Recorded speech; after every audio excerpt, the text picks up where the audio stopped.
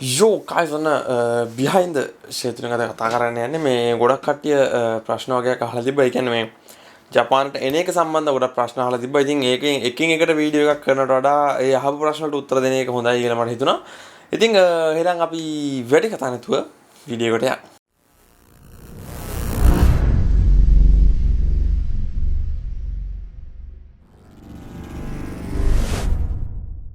හරි.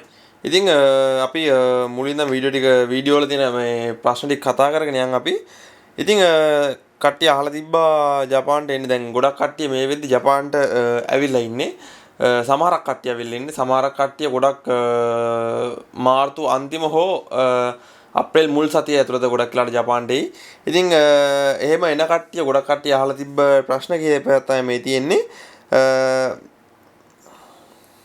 මුලින්ම මේ ප්‍රශ්නත් එක්ක මම අනිත් ප්‍රශ්න ටික කතා කරන්නම්. මේ ඒ ප්‍රශ්න වලට අදාළ සහ තව ප්‍රශ්න ගොඩක් අහලා තිබ්බා. ඒවත් මම කියන්නම්. ඉතින් මුලින්ම අහලා තිබ්බා මෙන්න මේ වගේ එකක්. ජපානට ආපු ගමන් කෑම කොහොමද හදාගත්තේ? හොස්ටල් එකේ ඔක්කොම එකටද උයන්නේ? මෙහෙමයි. දැන් මේක මේ කෑම කියන එක හරි ප්‍රශ්නයක් වෙන එකකින්ද හරියට බැලන්ස් කරගන්න ඕනේ මේ කෑම කතාව. මෙහෙමයි. දැන් අපි ලංකාවේ මම කිව්වා ඔයගලන්ට කෑම අරගෙන එන්න කියලා ගොඩක් වෙලාවට. දැන් මම නම් ඇත්තටම කිව්වොත් එහෙම මාළු ඇමුල් තියලා ඊට පස්සේ සීනි සම්බෝල වගේ දේවල් එක එක දේවල් මම ගෙනාවා. ඉතින් ඒවා අපි මෙහෙ ඇවිල්ලා පරිප්පුවක් හදාන්නේ මොකක් හරි හොද්දක් හදාගෙන ඉවරලා ඒවත් එක්ක කන්න තමයි බැලන්ස් කරගත්තේ. ඉතින් මෙහෙමයි. ඕගොල්ලන්ට මෙහෙට ඇවිල්ලා මුල්ම සති 3-4 ඕගොල්ලෝ ගොඩක් වෙලාවට ලංකාවේ ගෙනාපු කෑමත් එක්ක තමයි කෑම හදන්නේ. ඉතින් එතකොට ඕගොල්ලන්ට මෙහෙ ඕගොල්ලෝ ඉස්කෝලේ හොස්ටල් එකේ ඉන්නවා නම් ඉස්කෝලේ ඕගොල්ලන්ගේ නවතම් වල ඉන්නවා නම් ඕගොල්ලන්ට එතන රයිස් කුකර් එකේ ඉඳන් ෆ්‍රිජ් එකේ ඉඳන් හැමදේම දෙනවා ඒගොල්ලෝ. ඉතින් ඕගොල්ලන්ට තියෙන්නේ ඒක උයාගෙන ගන්න විතරයි. ඉතින් එතකොට ඕගොල්ලන්ට උතන තියෙනවා දයිසෝ කියලා ඕගොල්ලන්ට හැකුවෙන් කාඩ් එක කියන්නේ සාමාන්‍යයෙන් CNC එකයි තියෙන ටැක්ස් එකත් එක්ක 110යි. ඒකෙන් ඕගොල්ලන්ට ගෙදර උයන පේන කුස්සියේ බඩු වලින් ඉඳන්ම ගන්න පුළුවන්. ඉතින් ඒකෙන් අරගෙන ඉවරලා ඕගොල්ලන්ට අවශ්‍ය කරන දේවල් ඒකෙන් ඔක්කොම අරගෙන ඕගොල්ලන්ට මුල් සති දෙක ඉතින් තමන් ගෙනාපු කෑම ටික උයාගෙන කන්න පුළුවන්. ඊට පස්සේ ටික කාලයක් ගියාට පස්සේ ඉතින් ඒකත් අපි මෙහෙන් ගොඩක් කාලේ එළවලු වර්ග මම මෙහෙන් ගන්න ගොඩක් කාලේ මාස් වර්ග මාළු වර්ග මොකද අපි ලංකාවෙන් ගෙනාපු කෑම ජීවිත කාලෙම මෙහෙ කන්න බෑනේ. ඉතින් මම වැඩිපුර අර මිරිස් තුන පාරම්මය ගේන්න කිව්වේ හේතුව ඒකයි. ඕගොල්ලන්ට මෙහෙ නේපාල් කණේ වුණත් ගන්න පුළුවන් කිසි ප්‍රශ්නයක් නැහැ. අර ඒ වෙලේ අපි දැන් මම එද්දි ලංකාවේ අපේ අම්ම කරේ මිරිස් ඒ වෙලේ වේලලා ඉවරලා මාසයක් විතර ඉඳලා වේලලා ඉවරලා තමයි මට ඒක හදලා දුන්නේ. ඉතින් ඒ වගේ රහ හරි අමුතුයි. ඉතින් අර ඒවා මෙහි තියෙන එළවලු වලට දැම්මට පස්සේ නේ වෙනම රහක් එනවා. ඉතින් ඒක නිසා ඕගොල්ලෝ දැන් ලංකාවෙන් ගෙනාපු කෑම ටික ඉවරනාට පස්සේ මේ ඕන තරම් එළවලු වර්ග තියෙනවා, පළතුරු වර්ග තියෙනවා, මස් වර්ග තියෙනවා, මාළු වර්ග තියෙනවා. ඉතින් ඒ වගේ විවිධ දේවල් තියෙනවා Tamanට උයාගෙන කන්න පුළුවන්. ඒත් එක්කම කියන්න ඕනේ අපි දැන් ජොබ් එකකට යද්දි මේක හැමදාම උයාගෙන කන්නත් බෑ. හැමදාම මේක බැලන්ස් කරගන්නත් බෑ. එතකොට ගොඩක් වෙලාවට මම වුණත් කරන්නේ සාමාන්‍යයෙන් දවස් 3කට පාරක් තමයි උයන්නේ. දවස් 3කට එකපාර මම උයලා මෙහි තියෙන මෙහි සාමාන්‍යයෙන් කන්ටේනර්ස් කියලා කියන්නේ සාමාන්‍ය අපි කෑම දාන ඒවට මේ පෙට්ටි වලට දාලි වෙලා ඒකට ෆ්‍රිජ් එකට දාලා තියෙන අවශ්‍යලා රත් කරලා කන්න. ඉතින් දැන් මේ සීතල කාලේ වගේ නම් හොදින් ෆ්‍රිජ් එක දාන්න ඕනේ නැහැ. මොකද නරක වෙන්නේ නැහැ ලේසි එකට මේ සීතල කාලෙත් එක්ක රස්නේ කාලේ අනිවාර්යෙන් ෆ්‍රිජ් එකට දාන්න ඕනේ. මොකද ලොකු රස්නයක් එන හින්දා. ඉතින් කාලයත් එක්ක තමයි මම කිව්වා අපි ගෙනාපු කෑම ටික ඉවරනට පස්සේ කාලයත් එක්ක ජොබ් වලට යද්දි දවස් හැමදාම උයපු එක දවස් 2 වෙනවා 2-3 වෙනවා. ඊට පස්සේ සමහරක් වෙලාවට දවස් 3කට 4කට පාරක් තමයි උයන්නේ එකපාර. ඉතින් ඒක ටික කාලයක් එක්ක යද්දි ඒක අපි මැනේජ් කරගන්න පුරුදු වෙන්න ඕනේ. අනිත් එක තමයි කට්ටිය එකටද උයන්නේ කියලා හෙව්වට පස්සේ දැන් අපේ මම හිටියේ මුලින්ම මගේ යාළුවා කිත්මින ජනිදුත් එක්ක. ඉතින් අපි තුන් දෙනා කතා වෙලා ඔක්කොම ඉව්වේ දැන් අපේ ජනිදුර වේදස්ර හොඳට උයන්න පුළුවන් හින්දා අපි කරේ කෑම ටික ඔක්කොම ටික ගෙනල්ලා දීලා යාගෙන් ඔක්කොම ටික ගෙනත් දෙන අමුද්‍රව්‍ය ටික එයා අපිට හදලා දෙනවා. ඊට පස්සේ මම දක්ෂ හදන්න පරිප්පුව නම් මම ඒක හදනවා. ඊට පස්සේ කිත්මිල දන්නේ හදන්න නූල්ලස් වර්ග නම් එයා ඒක හදනවා. ඊට පස්සේ ජනිදු හදන්න දන්නේ අනිත් වර්ග ටික නම් එයා ඒ ටික හදනවා. අපි එක එක්කෙනා ඒ වගේ මැනේජ් කරගෙන දවස් ගාන බැලන්ස් කරගෙන තමයි කෑම ටික හදාගත්තේ. ඉතින් ඒ වගේ මාස 6ක් අපි එකට ඒ වගේ හදාගෙන කෑවා. ඉතින් ඒක හරියට බැලන්ස් කරගන්න මොකද මම එන වෙලාවට මගේ යාළුවා එන්නේ, යාළුවා එන වෙලාවට මම එන්නේ. අපි තුන්දෙනා අවස්ථා 3කදී එන්නේ. ඉතින් එතකොට අපි ඒක හරියට බැලන්ස් කරගත්තා නම් එතන ප්‍රශ්නයක් වෙනවා. ඉතින් ඒක නිසා හරියට ඒ දේ බැලන්ස් කරගන්න එන්න කලින් නම් කියන්නේ. නැත්තම් ඔය කෑම කියන එක යාළුකමක් නැති වෙන තරම් ප්‍රබල ප්‍රශ්නයක් එන්න ඉඩ අවකාශය තියෙනවා. ඉතින් ඒක නිසා හරියට ඒක බැලන්ස් කරගන්න ඕනේ. හරි. දැන් මම ඊළඟට මේක දැන් මයෙන් ගොඩක් කට්ටිය අහලා තිනවා මම මෙහෙම වීඩියෝ එකක් කරන්න බැයිද මේ වීඩියෝ එක කරන්න බැයිද කියලා. ඇත්තටම කරන්න බැරිකමකුත් නෙමෙයි මට ඒකට මේ දවස්වල පොඩි බිසි එකක් තියෙන මොකද මම ගොඩක් කට්ටිය දන්න මමත් දැන් ස්ටුඩන්ට් කෙනෙක් විදිහට ඉගෙන ගන්නක මම මේ හැමදේම කරන්නේ. ඉතින් ඒක හරි බිසි ලයිෆ් එකක්. මොකද වැඩට යන්න ඕනේ, ගෙදර ඇවිල්ලා ආයි ඉස්කෝලේ යන්න ඕනේ, ඊට පස්සේ ආයෙත් වැඩට යන්න ඕනේ, මගේ වැඩ ටිකත් කරගන්න ඕනේ. ඒවත් එක තමයි මම මේ වීඩියෝ එක කරන්න සහ වීඩියෝ එඩිට් කරන්න ඔක්කොම කරන්නේ මේ කාර්යය ඇතුලේ. ලොකු රාමුවක් ඇතුලේ මම මේ හැමදේම කරන්නේ. ඉතින් ඒක නිසා සමාව වෙන්න ඕනේ මට මේ අවස්ථාවේ වීඩියෝස් කරන්න බැරි වෙන එක සම්බන්ධව ඉල්ලන වීඩියෝස් මම මේ දැන් නීගතා ගියාට පස්සේ එතන කරන්නේ ෆිල්ම් එකකින්. එතකොට මම පොඩි වෙලාවක් මම දවසක් වගේ ඉතුරු කරගන්නා මගේ මේ වැඩවලට. මොකද මට ෆුල් ටයිම්ම YouTube කරන්න තරම් තාම මම මේකේ සර්වයිව් වෙලා නැති හින්දා සර්වයිව් වුණ දවසට මම ෆුල් ටයිම් YouTuber කෙනෙක් වෙන්න හිතාගෙන හිටියට දැන් මේක තාම සර්වයිව් වෙලා නැහැනේ. ඉතින් එතකොට මම පුළුවන් විදිහට දවසක් වෙන් කරගෙන ඒකට අවශ්‍ය කරන ඕගොල්ලෝ ඉල්ලන හැම වීඩියෝ එකක්ම මම කරලා දෙන්නම්. දැනට පොඩ්ඩක් පොඩි එක්ස්කියුස් එකක් දෙන්න මේක සම්බන්ධව. දැන් ගොඩක් කට්ටිය ඉල්ල දෙනවා වාහන සම්බන්ධව, SSW සම්බන්ධව, ට්‍රේනින් වීසා සම්බන්ධව. ඉතින් ඔය සම්බන්ධව SSW එක ට්‍රේනින් එකයි මගේ යාළුවොත් එක්ක මම වීඩියෝ එක කරලා දාන්නම්. මොකද මම කියනට වඩා විස්තර ඒගොල්ලෝ දන්න හින්දා වාහන සම්බන්ධව නම් මම අනිවාර්යයෙන්ම වීඩියෝ එකක් දාන්න ඉක්මනින්ම ඕගොල්ලන්ට. ඉතින් ওই ටික පොඩ්ඩක් එහෙම යන්න ඕනේ වීඩියෝස් හින්දා මට පොඩ්ඩක් මේ දවස්වල වෙලා මදිකමක් තියෙන්නේ. මොකද දැන් අපාර්ට්මන්ට් එක මාරු කරන එකේ ඉඳන් වීසා එක මාරු කරන එකේ ඉඳන් වැඩ ගොඩාක් තියෙන. ඒක නිසා ඒකත් එක්ක පොඩි බිසි වෙලා තින්නේ. මම අනිවාර්යයෙන්ම මේ ටික දාන්න. හරි. VFX එකේ යන්න ඕන ඩොකියුමන්ට්ස් ගැන වීඩියෝ එකක් කරන්න කියලා තිබ්බා. ඉතින් ඩොකියුමන්ට්ස් කියන්නේ මෙහෙමයි. මම චෙක්ලිස්ට් එකක් කියලා එකක් දැම්මා අර කලින් වීඩියෝ එකේ ලින්ක් එකේ ඩිස්ක්‍රිප්ෂන් එකේ. ඉතින් මේ මෙහෙමයි.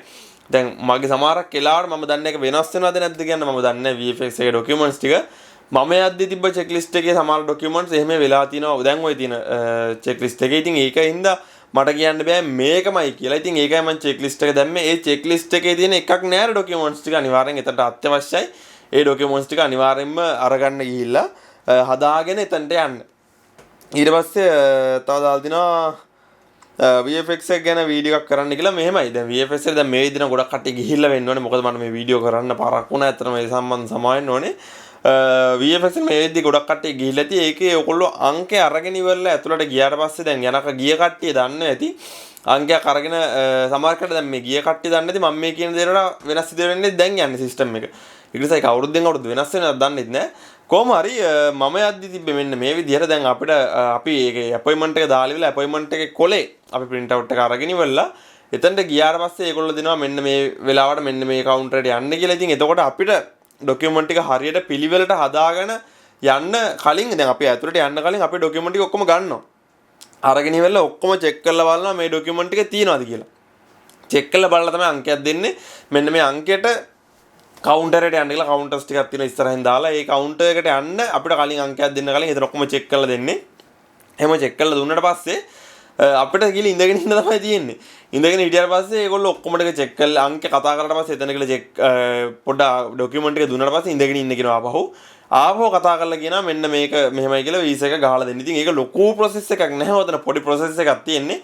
ඒක පොඩි වෙලාවක් යනකොට ඒකයි මම කිව්වේ කලින්.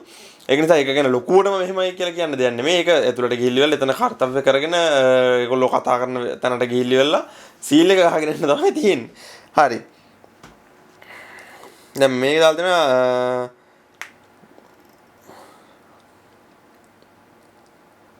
දැන් මේකේ ගොඩක් කට්ටිය දාලා තියෙනවා N5 සර්ටිෆිකේට් වල අකුරක් වැරදි ඊට පස්සේ 9 අකුරක් වැරදි කියලා. දැන් මේමයි මේකේ සමහරක් තැන්වල ඇත්තටම ප්‍රශ්නයක් වෙන්න ඉඩ අවකාශය තියෙනවා. මොකද මෙහි JLPT කියන එක පිළිගන්න එක්සෑම් එකක්නේ.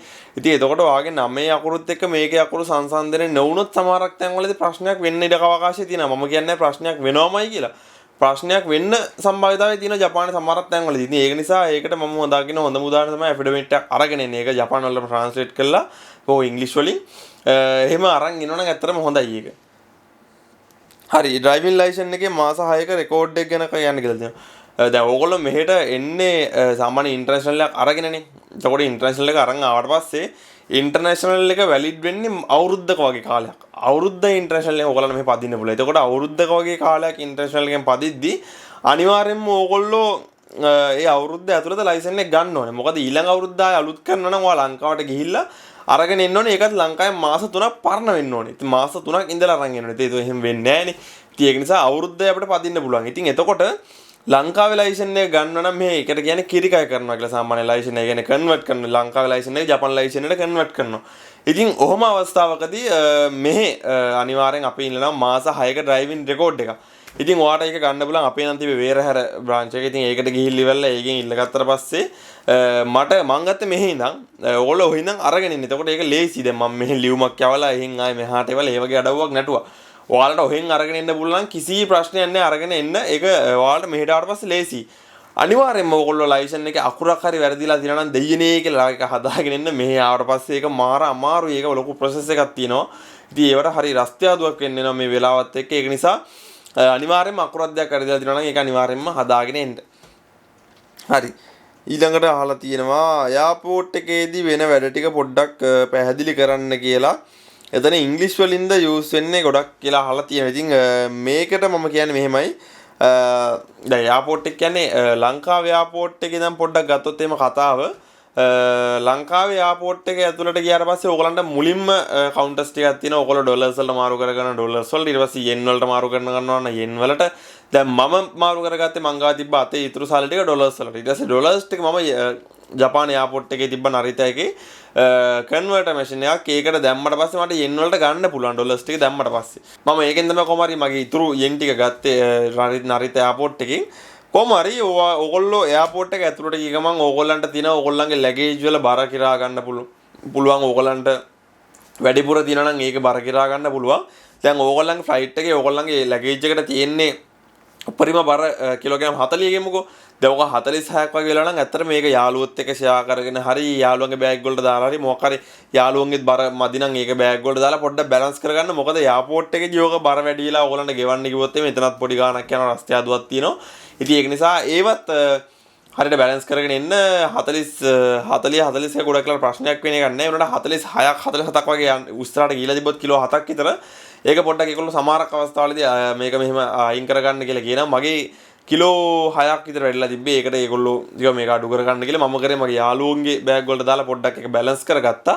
ඉතින් ඊට පස්සේ ඕගොල්ලන්ට ලංකාවේ කට්ටියට එයාපෝට් එක ඇතුළට එන්න පුළුවන් සල්ලි ගෙවලා. සල්ලි ගෙවන්න නැතුව යන්න බෑ. එළියේ ඉඳන් බලන්න පුළුවන්. එයා සල්ලි ගෙවලා ඇතුළට යන්න පුළුවන්. ඇතුළේ ඉඳන් වීදුරු මේකක් තියෙන. එතනින් එහාට යන්න බෑ. එතන බලන් ඉන්න පුළුවන්.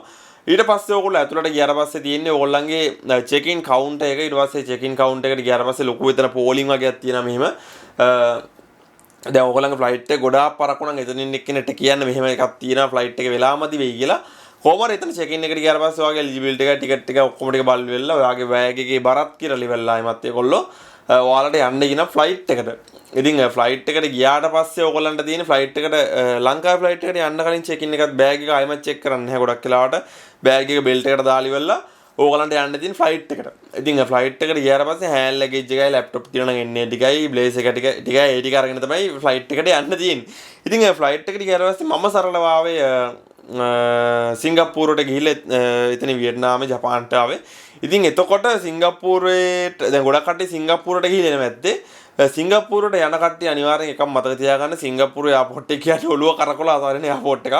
පට්ට අමාරුයි හොයාගන්න පර්යන්තයන් ටික හොයාගන්න අමාරුයි. මොකද අපි ෆ්ලයිට් එකෙන් ගිහිල්ලා බැස්සට පස්සේ පර්යන්තයකට යන්න තියෙන කෝච්චියේ. ඉතින් ඒ තරම් ඒ එයාපෝට් එක ලොකුයි.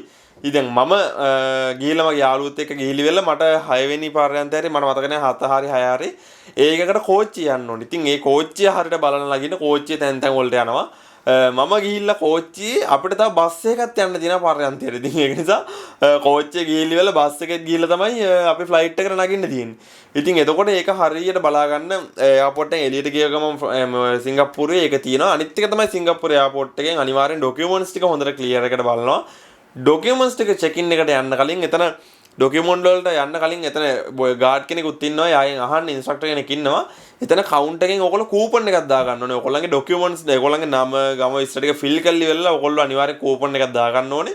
කූපන් එක දාගෙන ඔයාලා චෙක් ඉන් එකට ගිහිල්ලා ඔයගොල්ලන්ගේ ඩොකියුමන්ට්ස් එක දෙන්න ඕනේ. ඊට පස්සේ තමයි ඔයගොල්ලන්ට ෆ්ලයිට් එකට යන්න තියෙන්නේ. ඉතින් ඔය කිව්ව සිංගප්පූරු එයාපෝට් එක ඉතින් ඒක ටිකක් මම ගිහිල්ලා තියෙන ඉඳ මම ඒ ටික කිව්වේ. ඉතින් ඒකෙන් එළියට ආවට පස්සේ ඔයගොල්ලෝ ආයමත් ලැගේජ් එක චෙක් ඉන් කරලා ඉවරලා ඔයගොල්ලන්ගේ සපත්තු ඉඳන්ම ගලවලා බෑග් ඔක්කොම ගලවලා ඉවරලා එතන චෙක් එකට ගිහිල්ලා ඊළඟ ෆ්ලයිට් එකට ඔයගොල්ලෝ ඇතුල් වෙනවා. ඉතින් ඒක නිසා ඊළඟ ෆ්ලයිට් එක තමයි ඊළඟට තියෙන්නේ. ඉතින් ඒකට චෙක් ඉන් වෙලා යන්න තියෙන්නේ. මම සිංගප්පූරුවට ගිහලා ඊට පස්සේ වියට්නාම් ෆ්ලයිට් එකක් තිබ්බේ. ඒක හයි ජෙට් එකක් මට මතක විදිහට පොඩ්ඩ පැසෙන්ජර්ස්ලා 100ක් වගේ ප්‍රමාණයක් ඒකේ හිටියේ. එයාබස් එකක් නන් නෙමෙයි. කොහොම හරි ඒකට ඇවිල්ලා ඉවරලා ඇත්තටම එයාලයින්ස් තුන ගත්තොත් එimhe ශ්‍රී ලංකන් සිංගප්පූරු සහ වියට්නාම් ඔය තුන ඇත්තටම හොඳයි. එයාලයින් තුන නම් ඇත්තටම හොඳයි. ඉතින් ඒ විදිහට එයාපෝට් එකේ කාර්යය තියෙන්නේ. හරි. ඊළඟට අහලා තියෙනවා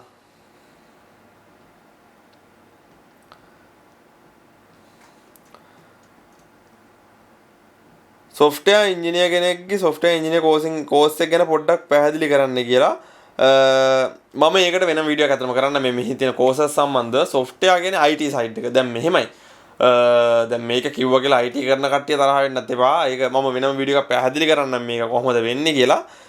දැන් ගොඩක් කට්ටිය ජපාන්ට ඇවිල්ලා IT කෙරෙන එක කරන්නේ. IT එකේ AutoCAD තියෙනවා. IT normal සාමාන්‍යයෙන් අපි කරන IT එක තියෙන ඊට පස්සේ AutoCAD එක තියෙනවා. IT එකේ මාකටිං සයිඩ් එකක් තියෙනවා. මේකේ ගොඩක් දේවල් ලංකාවේ කරනවා. ඉතින් දැන් ගොඩාක් කට්ටිය ජපාන්ට වෙලා IT කියන එක තමයි කරන්නේ. දැන් මේ IT කියන එක කරන්න ප්‍රධාන හේතුවක් තමයි මේ කාංකේ කියලා කියන්නේ. අපි ජොබ් එකකට යන්න අපි මේ ජොබ් එක දැන් මම IT කරලා දිනන මට ඕන ජොබ් එකකට ගිය හැකි. හරිද? ඉතින් ඕන ජොබ් එකට කියන්නේ සාමාන්‍යයෙන් අනිත් දැන් මම අපි හිතමුකෝ මම කරන්නේ කුරුම කියලා. කුරුම කරා කියලා මට වෙනම IT ජොබ් එකක් කරන්න බැහැනේ. ඉතින් එතකොට මම IT කරොත් එම සමහරකට කුරුම කම්පැනි කියන්නේ ඔටෝමොබයිල් කම්පැනි කියන්නේ කාර් කම්පැනි එකකට IT සෙක්ෂන් එකට මට යන්න පුළුවන්. ඒකයි ගොඩක් කට්ටිය IT කරන්නේ. මොකද IT කියන එකෙන් ගොඩක් ජොබ් වලට ඇප්ලයි කරන්න පුළුවන් අවකාශය වැඩි. එතකොට IT කරලා තමයි කට්ටිය ගොඩක් පැති වලට යන්නේ. ඉතින් ඒ වුණාට මම කියන්නේ දැන් රිස්ක් එකක් නැතුව කොහෙවත් ජීවිතයක් ජය ගන්න බෑ. ඒක ගොඩක් කට්ටිය දන්නවා. ඉතින් මම කියන්නේ ඔයා කැමති සබ්ජෙක්ට් එකක් තියෙනවා නම් පුළුවන් තරම් ඒක උත්සාහ කරන්න ඒක කරන්න. දැන් මම කරන්නේ ෆිල්ම් ඩිරෙක්ටිං. එතකොට මම මුලින්ම කරන්න හැදුවේ IT කරලා ඉවරලා ෆිල්ම් ඩිරෙක්ටිං වල ඩිරෙක්ට් යන්න නැතුව නිකන් වටෙන් යන්න. ඒ වුණාට මට chance එකක් ආවා ෆිල්ම් ඩිරෙක්ටිං කෝස් එක කරන්න. ඉතින් ඒක නිසා මම ෆිල්ම් ඩිරෙක්ටිං කරනවා දැන්. ඉතින් එතකොට අපි කැමති සබ්ජෙක්ට් එක පුළුවන් තරම් කරන්න උත්සාහ කරන්න. අපි දැන් ඔයා හිතනවා ෆැෂන් ඩිසයිනින් කියන එකට ඇත්තටම ජපානයේ ෆොරිනර්ස් වල කරන්න අමාරුයි ටිකක්. ඒක 100 පොඩි ගානේ සම්භාවිතයි තියෙන ඒකේ යන්න. ඒ වුණාට try කරොත් බැරිද නෑ. ඒ වුණාට පුළුවන් තරම් උත්සාහ කරන්න. මෙහෙ ඕන තරම් වෙන පැති ඕනේ තරම් තියෙනවා. ලංකා කට්ටිය ආපු ගමන් කරන්නේ ගොඩක් කට්ටිය රැල්ලට ඔටෝමොබයිල් කරනවා නැත්නම් IT කරනවා. ඊට වඩා ගොඩාක් දේවල් මේක ඇතුලේ තියෙනවා. හොයලා බලලා අනිවාර්යයෙන්ම කරන්න. මම මේ සම්බන්ධව ලොකු වීඩියෝ එකක් කරන්න IT පැත්ත සම්බන්ධව. SSW එකද හොඳ සල්ලි හොයන්න ස්ටුඩන්ට් එකද හොඳ කියලා අහලා තියෙනවා. මෙහෙමයි ස්ටුඩන්ට් කියන්නේ අතන සල්ලි හොයන එකක් නෙමෙයි. අපි මේ සල්ලි හොයන්න ආවට SSW කියන්නේ working visa. දැන් මෙහෙමයි. SSW visa එකට කියන්නේ visa එක හොඳ visa එකක්. මම කියන්නේ කවදාවත් SSW එක හොඳ නැහැ කියලා. මොකද SSW කයාගේව ඊට පස්සේ food and agriculture ඊට පස්සේ food service තියෙනවා. ඊට පස්සේ කර්මාන්ත සම්බන්ධව තියෙනවා.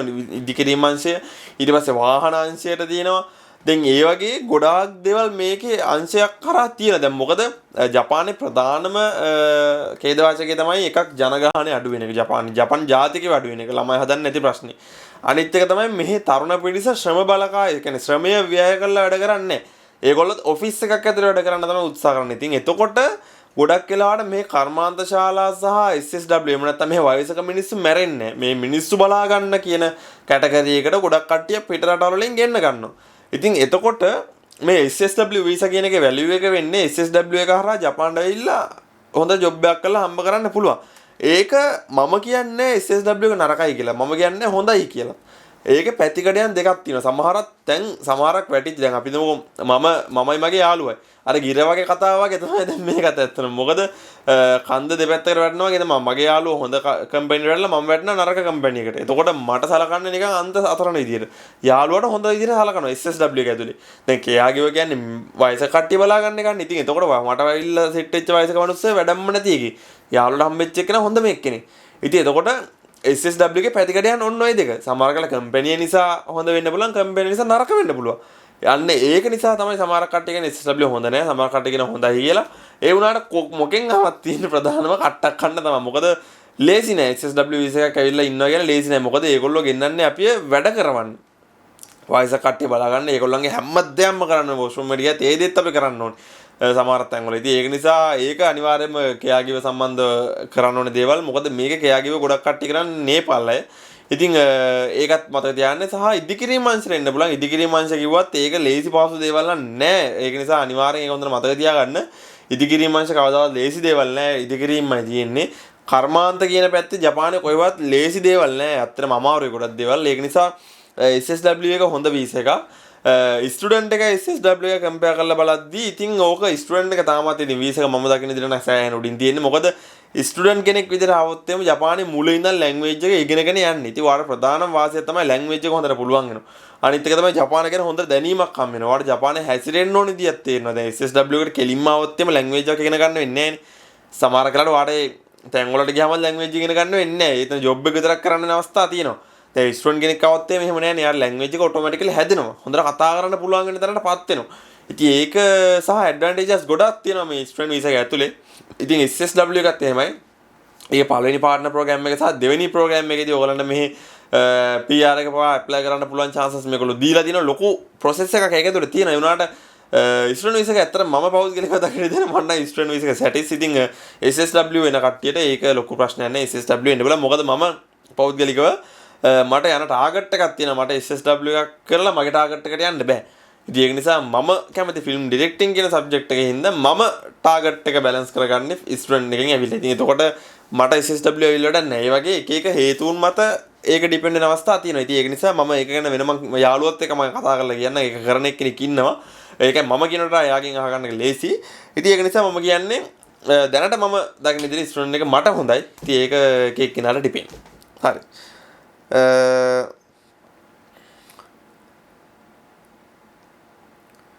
ඊළඟට තියෙනවා කැරෝකේ රෙස්ටුරන්ට් ප්‍රයිස් ගැන වීඩියෝ එකක් කරන්න කියලා. මෙහෙමයි.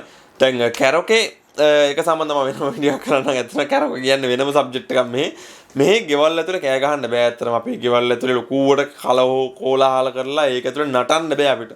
ඉතින් එතකොට ගෙවල් ඇතුලේ කෑ ගහනවා කියන්නේ පොලිසිය එන්න තරම් ලොකු වරදක් වෙනවා. ඒක නිසා ගොඩක් කට්ටිය කරන්නේ කැරෝකේ එකට යනවා. කැරෝකේ සාමාන්‍යයෙන් මම කලින් කැරෝකේට යාළුවොත් එක්ක ගියාම 10ට ගියේ රෑ 10ට යද්දි 10ට නෙමෙයි මම ගියේ රෑ 8ට ගිහිල්ලා මම දුන්නේ එක්කෙනෙක්ට 1200 අපිට 1200 ගත්තේ. අපි පාන්දර 4 විතර නිකන් හිටියා. 5 වෙනකන් ඒක ඇරලා තියෙන ඒගොල්ලෝ. අපි කැරෝකේ එක සමහරක් ෆුල් එනි ටයිම් එකක් තියෙනවා. අපි 4 වෙනකන් ඉඳලා 1200යි. අපිට කෑම බීම ඔක්කොම අරගෙන යන්න පුළුවන්. සහ ගකුසේ කාඩ් එක සමහරකට පෙන්නන්න කියන මේගොල්ලෝ ගකුසේ කාඩ් එක. ඉතින් ඒ වගේ කැරෝකේ රෙස්ටුරන්ට් එක ඇතුලේ ගාලා බිලා නටලා ඕඩර් එකක් කරලා එන්න පුළුවන්. හැබැයි එද්දි අපි අස් කරලා ඔක්කොම කරලා එන්නේ. ඒක එහෙම විනාශ කරලා එන්න බෑ. ඒගොල්ලෝ ෆුල් සෙටප් එක ගහලා තියෙන මයික් එකේ ඉඳන් ඔක්කොම සෙටප් එක ගහලා තියෙන. අපි ගිහිල්ලා ඒක හරියට බැලන්ස් කරගෙන ඒ ගේම ගහ ගන්න ඕනේ. මම ඒක සම්බන්ධව ලොකු වීඩියෝ එකක් කරන්නම්. මොකද ඒක හරි ඉන්ටරෙස්ටිං ටොපික් එකක්. නීගතා වලට එන්න ඉන්න කට්ටියට මොනවද කරන්න ඕනේ කෑම් බීම ඒ සම්බන්ධව ඇත්තටම මෙහෙමයි. දැන් මම නීගතා ගැන නීගතා වලට තාම ගිහිල්ලා නැහැ මේ බ්‍රදර්. මම නීගතා වලට ගිහිල්ලා එතනින් දැන් මම වීඩියෝ ඔක්කොම ඒගොල්ලෝ ඕගලන්ට සීරීස් එකක් කරන්නම්. දැනට මම නීගතා දකින්නේ ඉතින් හොඳ තැනක් වෙයි කියලා හිතනවා. මොකද නීගතා පට්ට ලොකු පළාතක්. ඒකේ ලොකු ගේමක් ගහ ගන්න පුළුවන් වෙයි කියලා හිතනවා. හරි.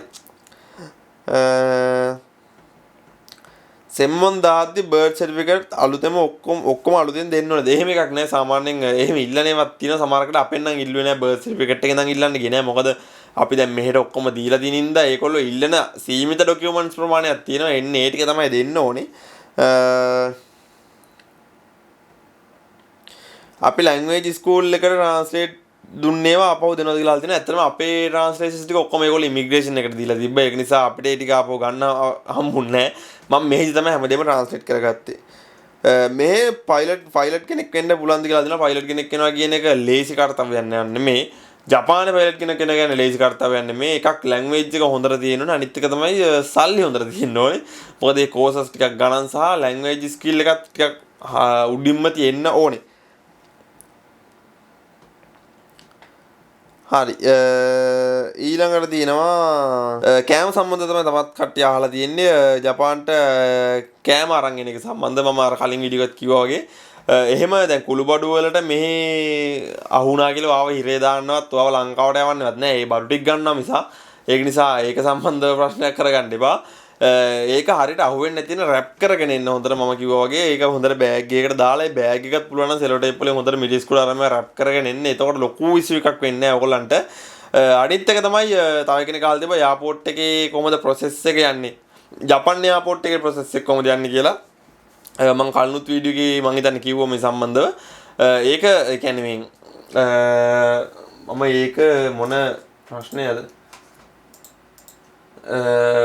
ඕගලන්ට මම ඊට කලින් වීඩියෝ එකේ ජපාන් ආවද කියන වීඩියෝ එකෙත් මම හිතන්නේ ඕගලන්ට ඒක මම කිව්වා. ඒක ප්‍රොසෙස් එක තියෙන්නේ. එතන තමයි ඕගලන්ගේ සයිරෝ කාඩ් එක ගහන්නේ පැය 28.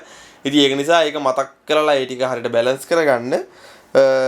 එතනදී ඕගලන්ට ෆෝම් එකක් පුරවලා ඉවරලා ඒ ටික ඕගලන්ගේ සීල් එක ගහලා සයිරෝ කාඩ් එක පිටිපස්සේ පැය 28 මෙන්න මේකයි කියලා සීල් එක ගහලා ඉවරලා ඕගලන්ගේ එළියට එතනින් යවන්න. හරි. ඊළඟට අහලා තිබ්බා ආයමතර ප්‍රශ්න අහලා තිනවා අයියේ අපි ඩ්‍රයිවිං ලයිසන් එකේ ඉන්ටර්නැෂනල් කරන් අවුරුදු එන එක වැලිඩ් එක තියෙන්නේ අවුරුද්ද. ඒක කරන් ඇවිල්ලා ඒක කරන් ඇවිල්ලා ප්‍රයෝජනයක් තියෙයිද? හරි මෙහෙමයි මේක ඇවිල්ලා මෙහෙමයි දැන් ඉන්ටර්නැෂනල් එකෙන් පදිනවා කියන එක ස්ටුඩන්ට් කෙනෙක්ට සමහරක් පැතිවල පොලිසිය ඇල්ලුවත් ටිකක් අමුතුර බලනවා. දැන් සාමාන්‍යයෙන් මම නම් රෙකමන්ඩ් කරන්නේ නැහැ ඉතින් ඉන්ටර්නැෂනල් එකෙන් එහෙම ලොකුට පදින්න.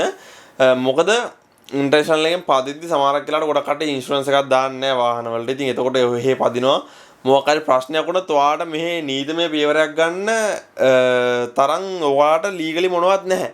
ඔයාට ලයිසන් එකක් නැහැ. ඔයා වාහනේ හප්පගත්තොත් එහෙම ඔයාට ලයිසන් එකක් නැහැ ලීගලි ඔයාට මෙහෙ නීතිමය පියවරකට යන්න. එතකොට සමහරක් වෙලාවට ඔයාගේ අනිත් අයගේ වැරද්දත් ඔයාගේ පිටින් යන්න අවකාශය තියෙනවා. ඉතින් ඒක නිසා හරි පරිස්සමෙන් මේ දේ කරන්න ඕනේ. මොකද අපි දැනගන්න ඕනේ හරියට අපේ දේවල් බැලන්ස් කරගන්න. මොකද වාහනයක් හැප්පුණා කියන්නේ මේ මාර ප්‍රශ්න ගොඩක්. මොකද ඉන්ෂුරන්ස් එකක් දාන්න නැතුව වාහනයක් හැප්පුණොත් එහෙම ඒ යන ගානවා අතින් දෙන්න ඕනේ. ඉන්ෂුරන්ස් එකක් දැම්මොත් නම් ඒ කොළ ගාන ඒගොල්ලෝ ඉන්ෂුරන්ස් එකෙන් ගෙවනවා. එහෙම නැතුව ඔයා අතින් ගෙවන්න ගියොත් මේ පොඩි පහේ ගණන් කවදාවත් දඩ ගහන්නේ නැහැ. ගාන්නේ ආයි ඔයාට ජීවිත කාලෙම ගෙවන්න පුළුවන් වෙන දඩයක් සමහරකට අදින්න ඉඩ අවකාශය තියෙනවා. ඉතින් ඒක නිසා ඉන්ටර්නැෂනල් එකෙන් පදිද්දී හරි පරිස්සමෙන් පදින්න. ඒකත් පුළුවන් අවුරුද්දයි. අවුරුද්දෙන් එහාට පදින්න බෑ. අවුරුද්දක් ඇතුළත ඔයා ලයිසන් එක කොහොම හරි ගන්න මෙහෙන්. එතකොට කිසි ප්‍රශ්නයක් වෙන්නේ නැහැ.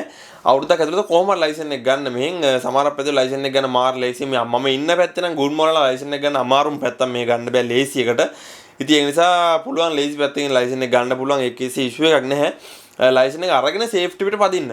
එහෙම නැතුව ඔය ඉන්ටර්නැෂනල් එකෙන් අවුරුදු 2-3 පදින කට්ටියක් ඉන්නවා. ඒක ඇවිල්ලා හොර වැඩට හොරට පදින්නේ. ඒක හොර ලයිසන් හදලා පදින කට්ටිය ඉන්නවා. ඉතින් අහුනොත් එහෙම අර ලංකාව කියන කට්ටියගේ නමටත් එකෙන් ඒක කැලලක් වෙනවා. ඉතින් ඒක නිසා හරියට බැලන්ස් කරගෙන පදින්න. මොකද වාහනයක් හැප්පිලා මොකක් හරි ප්‍රශ්නයක් වුණොත් ඔයාව නිහොංගුකක් වේකනොත් අයින් කරන්න පුළුවන් හේතුවක්. ඒක නිහොංගුකක් අයින් කළා ලංකාවට යන්න පුළුවන් යන හේතුවක්.